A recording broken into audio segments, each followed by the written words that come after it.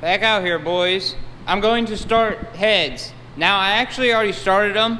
I was going to put it in the last video, but I got about halfway through one of the heads and I realized that it should be its own video, especially if someone's gonna upgrade cams just to know how to do all this stuff. Now, I already cleaned this one. I'll probably use that footage. So I'll probably like insert that old footage right now of me cleaning it. You just want to like make sure you clean out everything, you know, get like WD-40, spray it down in there, spray it down in all these holes, get all like the dust and grime and stuff out.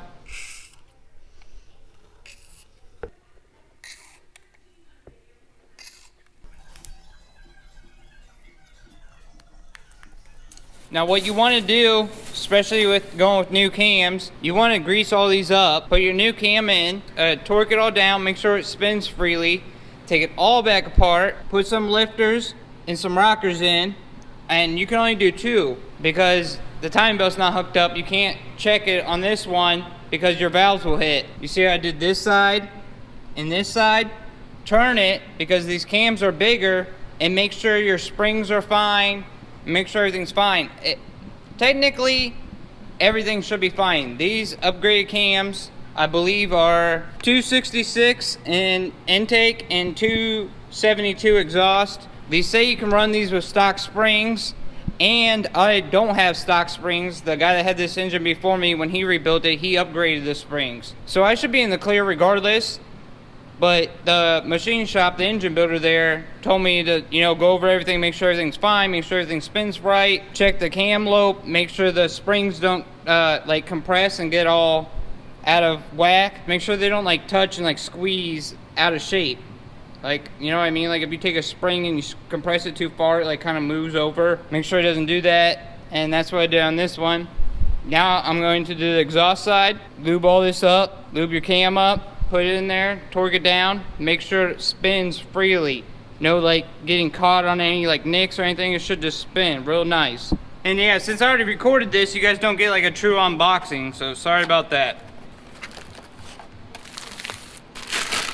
D1, I really don't know what that marking means, but on the side of these boxes, they'll say stuff like rear exhaust. Lube these up really good. I'm gonna clean these real quick with some WD, just because there's like some of that Cosmoline on there.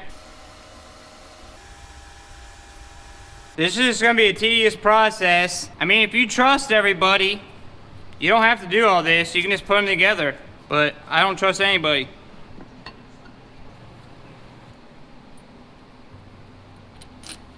And then it also says to torque down in 2 to 3 steps, which is only 8 and 15. These are 8 and this is 15, so it's kind of hard. I guess just get them like tight, like snug by hand, and then torque them down. At least you get 2 steps in that way. You got arrows and arrows in there, so make sure these arrows are all going the same direction and they're marked in order. You know what I mean? It says E for exhaust, I for intake, but it's 1, 2, 3. Now, like I said, the book says to do it in 2 to 3 steps, but it's hard to do 3 steps when you're only going to 8 pounds with a torque wrench. Yeah, I mean, that's just hand snug right now, but that's been so nice.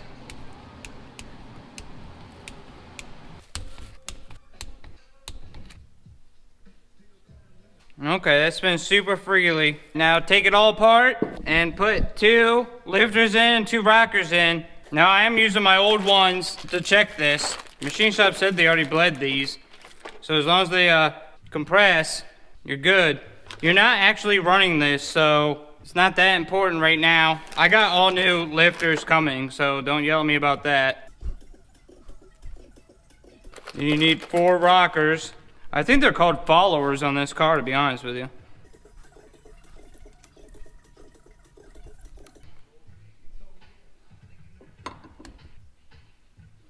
So same thing, put all these caps on, torque them down. Then we're gonna take this over to the block and then put the cam gear on with a wrench. And then as these compress, make sure these springs never collapse. The only thing you're worried about is the valves have to be able to go down. So I guess technically you could put this on like a block of wood. I think this is the safest way to do it. Now get a cam gear. Now when these lobes turn, you're gonna watch, it's gonna be this back one first. and make sure those springs don't completely collapse. I'm sure I've said that 18 times. Take this, it's going to snap too, so be careful.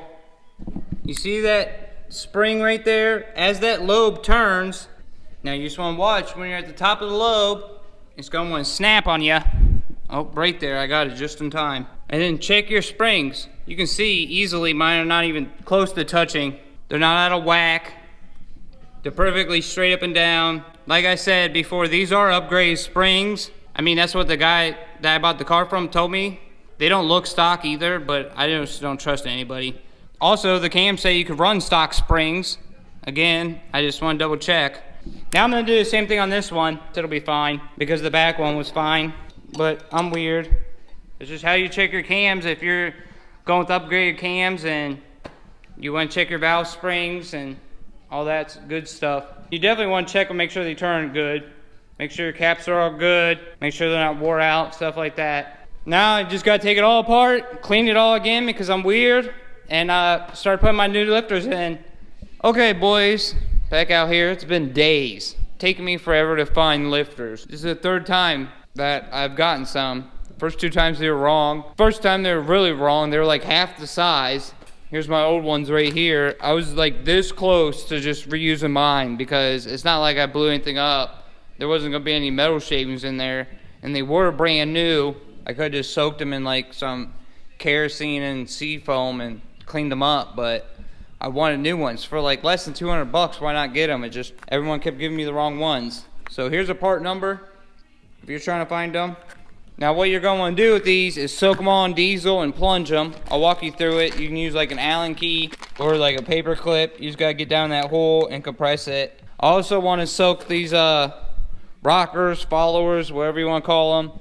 Okay, got all 24 in there. I wanted them all to try to stand up. It's just not going to happen in this container. You need like a metal flat container.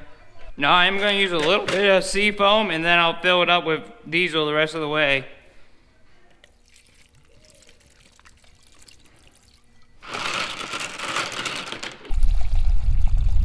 While those are soaking, I'm putting all these rockers, and this is just straight sea foam right now, and then I'll add some diesel.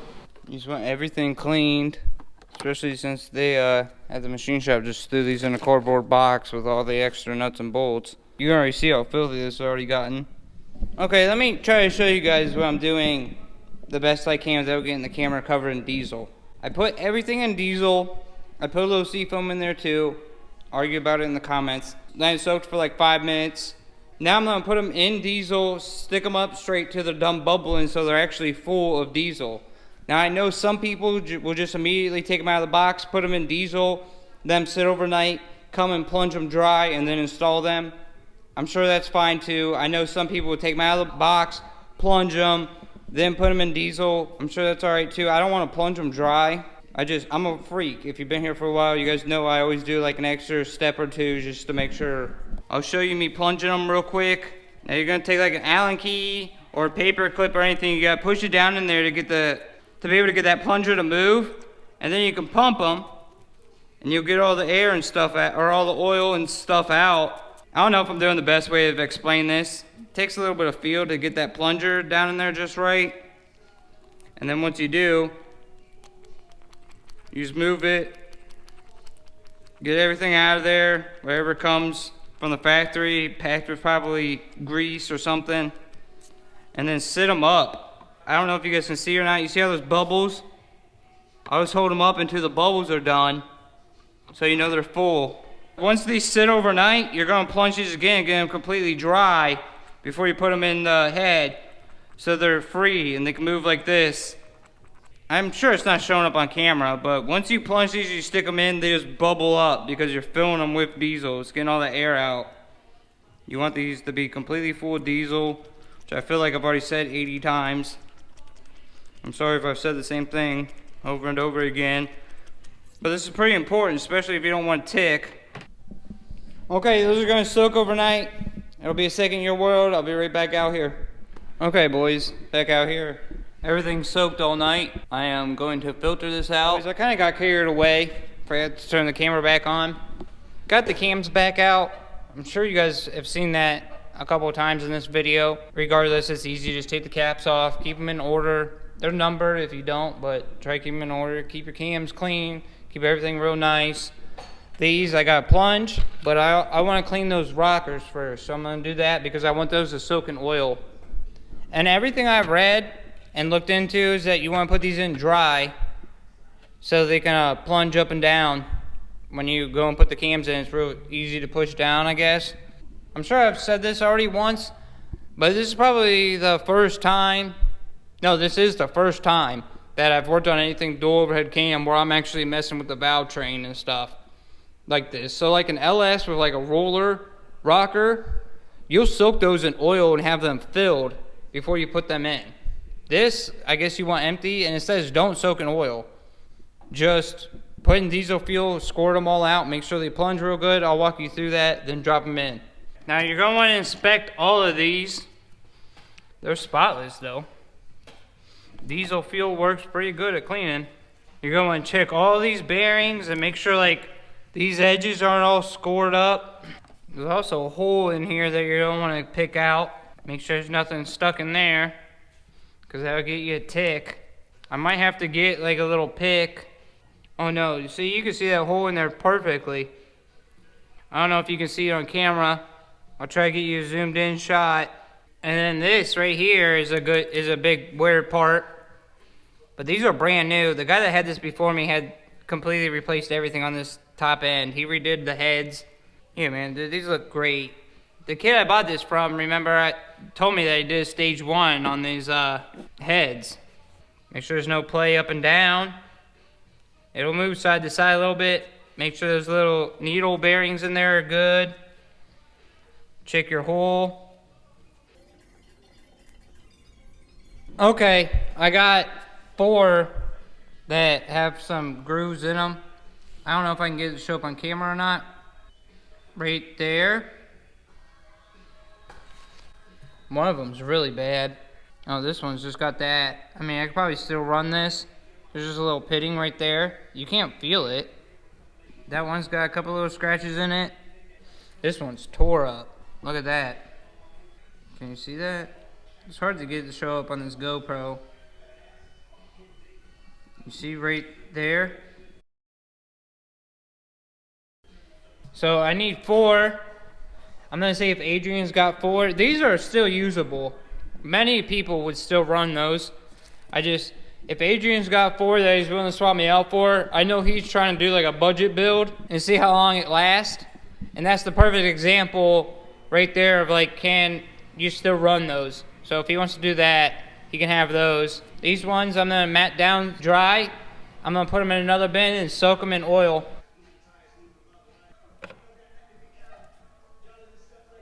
I'm soaking these in break-in oil. Probably can just be any oil. I just had an extra thing of break-in oil.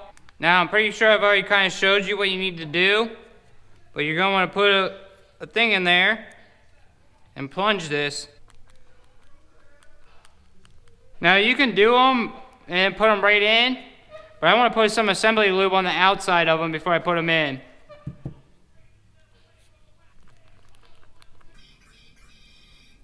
I just want some sort of lubrication on there. Leave it down in the comments if me putting assembly lube on there is a mistake. When it says put them in dry, I'm pretty sure it's talking about the inside, like don't pump them full of oil. I kind of forgot. It's not really that big of a deal, but I'm a weirdo.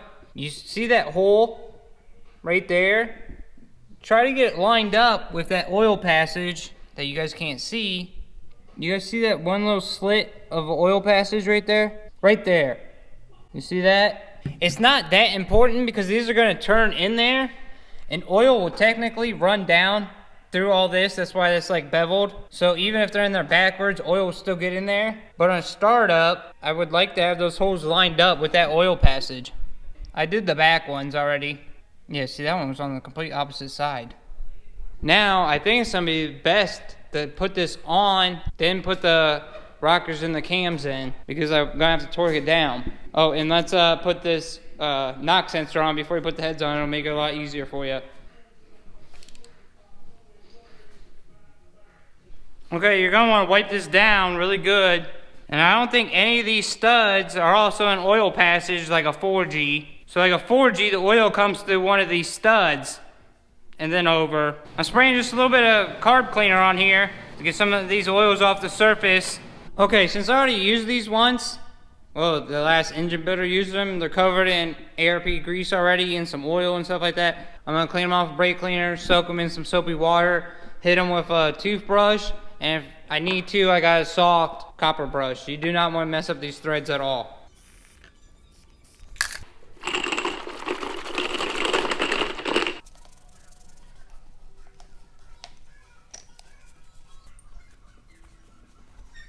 That was a long, tedious process. I just had to make sure I had everything spotless. It was driving me nuts. Everything's clean, clean, clean.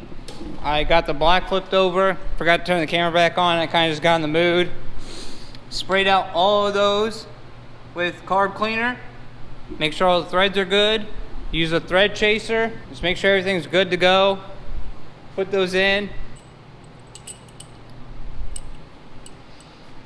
Make sure they go in super smooth. Should go all the way in by hand. ARP says just hand tighten these. We had this conversation when I took this apart because I've never done head studs before, and a bunch of you said, yeah, you just hand tighten them. But I started looking into it. When I took this apart, I had a few of them that were loose. And I started looking into it, and a lot of people actually use an Allen and give these like a quarter turn snug, because they have been known to come loose before, so I'm gonna do that. And ARP, the instructions say you can put Loctite on these, but like it's like a pain in the ass. They like want you to put Loctite on them and have everything torqued down within like a few minutes, and I'm not trying to rush. And you don't put grease on the bottom. I thought you did, you don't. I looked that up too. Just my luck, right? This one won't go in. I think it's because of that dowel. I don't know if it'll show up on camera or not. You see I was like boogered up, like they couldn't get it out and they were beating the crap out of it. I think the stud is hitting the corner of that dowel. Yeah, it is, look. Okay, if one of yours are like boogered up, you can just take like a long extension, get it in there, and then just pry on it, try to round it back out. You see how it's getting rounder? I bet you it works now. Yeah, see, that's good. Now, like I was saying, ARP says just leave these hand tight, which mine were before, and they came loose from the engine builder before. And I was looking into it. A lot of people were saying that they're known to come loose. I watched quite a few videos this morning of a lot of people torquing these things down with a ratchet. I'm not going to do that, okay? I'm going to like meet it in the middle. They're supposed to be hand tight. I'm just going to use a small Allen key and put like really no torque on it. Like just take it and just get like a quarter turn out of it. Not even a quarter. Okay, let's look at these head gaskets. It's driving me nuts that it's not labeled like left or right or top and bottom.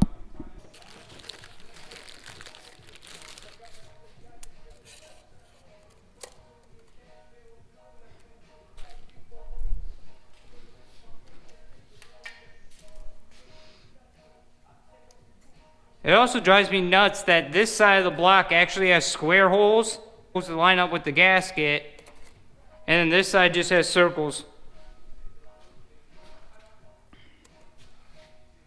Yep, they're all the same passages and everything. Hey, you guys want to know something really cool? This right here is amazing. If I wasn't such a lazy fuck, I could have done all this while the block was at the machine shop. I don't even understand I just forgot, honestly. Now I'm sitting here having to clean every little nut, every little bolt, because I'm a freak. Everything needs to be clean and perfectly dry and spotless before I can assemble it. I'm sitting here trying to get a video out for you guys tomorrow. I'm sitting here rushing and trying to put this head on like an idiot. Last thing you want to do is sit here and brush this. So, I don't know. Don't be mad at me if the video comes out Monday instead of Sunday. Alright, let's just air dry for a second. Now, make sure the bottom of this is good too. We'll use one of these to wipe it off. Make sure the bottom of this is spotless.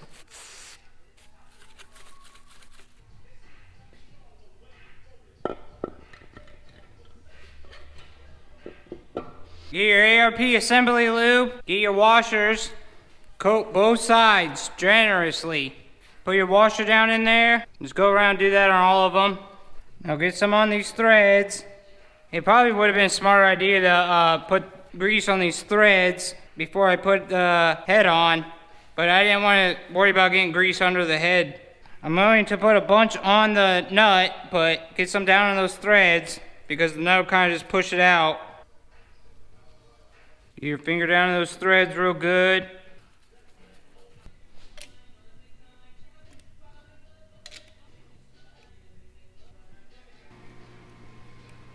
Okay, so you're going to torque these down in a Pacific pattern. It's this one. 1, 2, 3, 4, 5, 6, 7, 8. And then you want to get to 105 in 3 equal steps, so it's 35. It goes 35, 70, 105. I was looking at some of the forums the other day, and some people were arguing back and forth about how you never need to go over the stock torque, which is 90, but those are bolts and these are studs, so I don't really understand that argument. You definitely want more torque on a stud than a bolt. I mean, if I'm wrong, leave it down in the comments, but that's what I'm doing.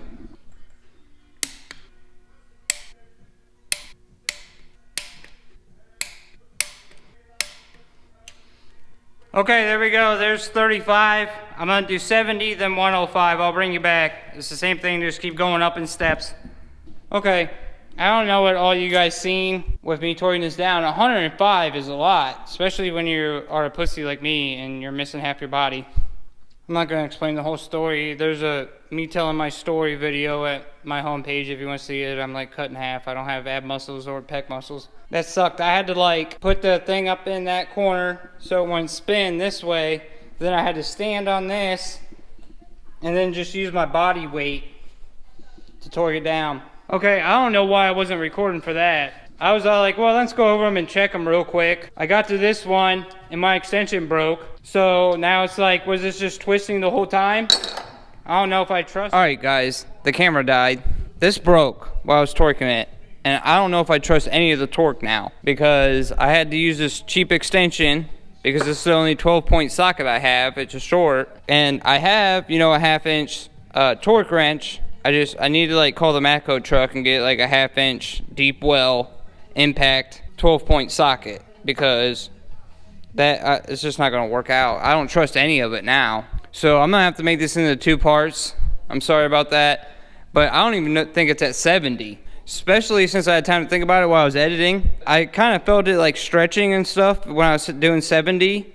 And I don't think it was stretching actually. I think it was this extension twisting. Because this just twisted, it didn't snap.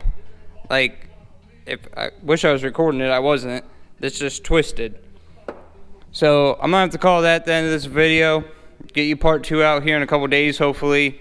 It's Sunday, so I'm gonna have to wait until tomorrow to get a socket off the Matco truck, or I don't know. I would like to get like an impact socket, like a deep well, like this size impact socket, but a 12-point.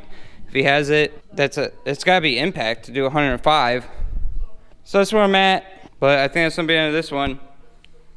Part 2 should be up in a couple days.